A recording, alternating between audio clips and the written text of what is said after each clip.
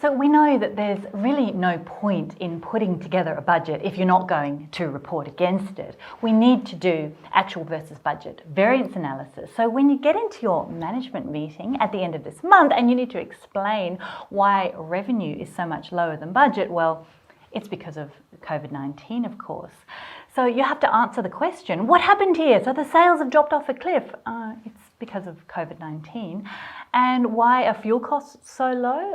Well, because of COVID-19. And what's this Zoom subscription that we're paying for? COVID-19, of course.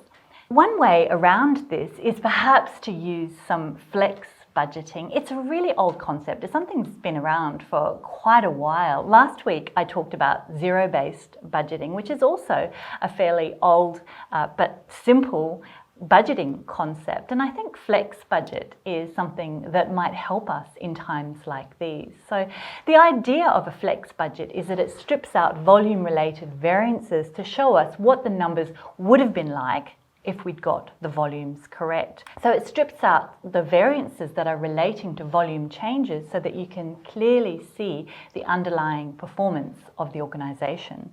So next time you go into your budgeting process, consider setting up your budget model as a flex budget as well. Now, you don't need any fancy software for this. You can just do it in Excel. Let's have a look now at a really simple example of how to do this. So let's have a look here. You've got your master budget. Let's say we assumed that you were going to sell 120 units. You only sold 80. You can see there that we've got a really bad variance. The price hasn't changed.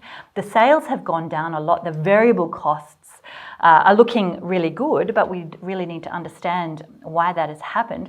But if I were to use a flex budget instead, you can see here that the flex budget actually really shows us what the budget should have looked like had we got the volumes correct.